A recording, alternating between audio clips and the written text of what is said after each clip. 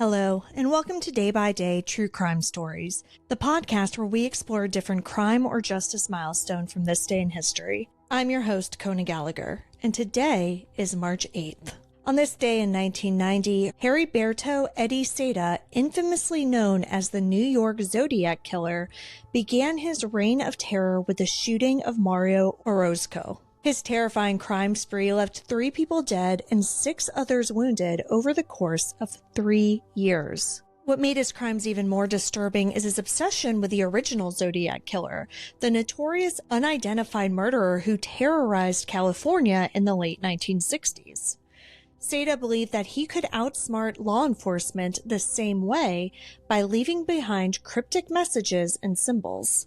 But in the end, his own arrogance and mistakes led to his downfall. Today, we're going to unpack the details of his brutal attacks, the intensive police investigation, and the trial that finally brought him to justice. Let's get started.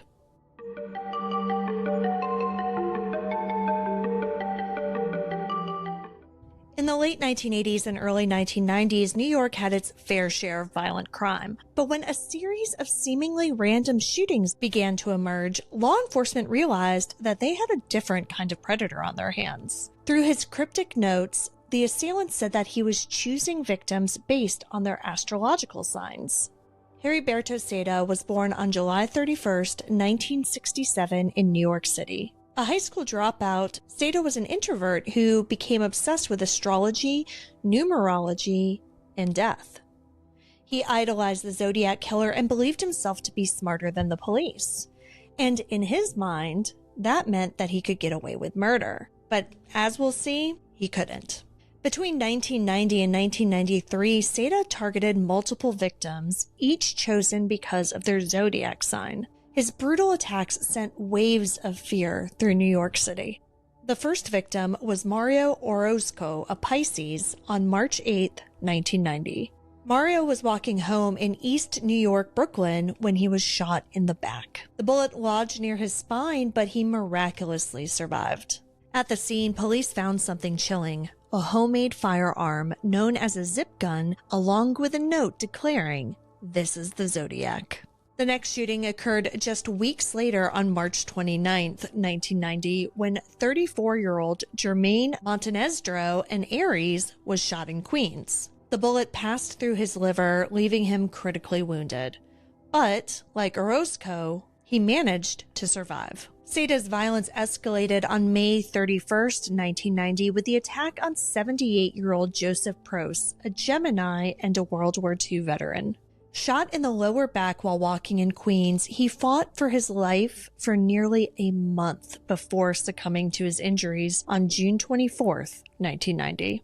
At the scene, police found a note listing 3 astrological signs: Gemini, Taurus, and Scorpio, along with the chilling message, "Zodiac, time to die." A few weeks later, on June 19, 1990, 30-year-old Larry Parham, a Cancer, was shot in the chest while walking in Brooklyn. The bullet missed his aorta by inches, exiting through his armpit. Against all odds, he survived. The level of violence took a disturbing turn with the August 10, 1992 murder of Patricia Fonte, a Leo, in the Bronx. Unlike previous victims, she was shot twice and then stabbed over 100 times, making her death particularly gruesome. On June 4th, 1993, Seda resurfaced after nearly a year of silence, shooting James Weber, a Libra, in Manhattan. Though seriously injured, Weber survived. The violence continued on July 20th, 1993, when 47-year-old John Diacone, a Cancer, was shot in the head at close range in Queens. He died instantly. The final known victim, Diane Ballard, a Libra, was shot in the neck in Brooklyn on October 2nd, 1993. The bullet lodged against her spine, but she miraculously survived. With multiple victims, cryptic notes, and a killer who seemed to follow the stars, the NYPD faced one of its most difficult cases. Just like the original Zodiac Killer, Seda taunted police and the media, sending letters filled with bizarre symbols and codes.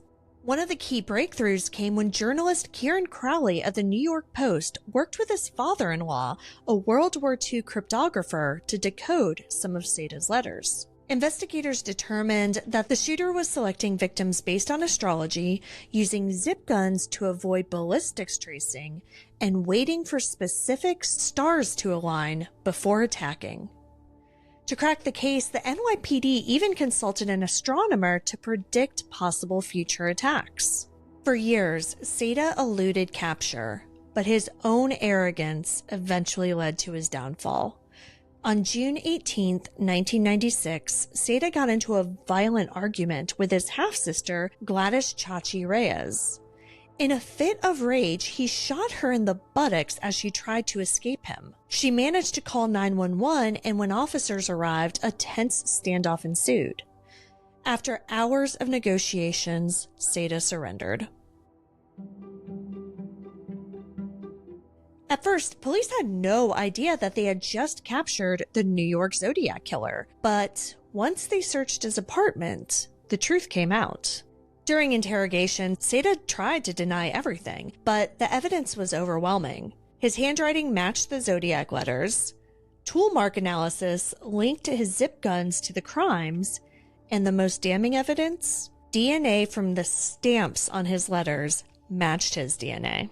On June 24, 1998, the jury returned a guilty verdict on multiple charges, including attempted murder, assault, and weapons possession. Despite Seda's not guilty plea, the overwhelming forensic and testimonial evidence left little room for doubt. During sentencing, the court took into account the brutality of the crimes, Seda's lack of remorse, and the sheer terror that his attacks inflicted upon New York City. On July 24, 1998, Seda was sentenced to 235 years in prison for his crimes in Queens. Later, in 2001, Seda was tried separately for additional crimes in the Bronx. This trial also ended in a conviction, with an additional 83 years added to his original sentence. In total, Heriberto Seda would spend the rest of his life, and many other lives, behind bars. The capture and conviction of Heriberto Seda marked the end of a terrorizing chapter in New York City history. However, his crimes left lasting scars on the victims, their families, and even the investigators who spent years trying to stop him. Psychologists and criminologists have debated what drove Seda to kill. He had no known criminal history before 1990 and was described by some who knew him as quiet and intelligent, but a deeply withdrawn young man. However, his fascination with the Zodiac Killer, astrology, and numerology hinted at an obsessive and delusional mindset. Experts believe that he suffered from antisocial personality disorder and possibly narcissistic tendencies, which led him to believe that he was superior to law enforcement. His use of ciphers, letters, and taunting behavior mirrored the California Zodiac Killer, showing a desire for notoriety and control. Today, Heriberto Seda is incarcerated at the Clinton Correctional Facility in Dannemora, New York. It's one of the most notorious maximum security prisons in the United States. Now in his late 50s, Seda will never walk free again. Unlike the original Zodiac Killer, who remains an unsolved mystery, Seda's fate is sealed. His delusions of being an untouchable criminal mastermind were shattered the moment he was sentenced to spend the rest of his life in prison. Thank you for joining me on today's episode of Day by Day True Crime Stories. If you found this story compelling, please subscribe, rate, and review us on your favorite podcast platform. And be sure to join me tomorrow as we explore another significant event in true crime history. Until then, stay safe and remember that behind every headline is a life worth remembering. Day by Day True Crime Stories is a Little Monster production. Hey, you can do it!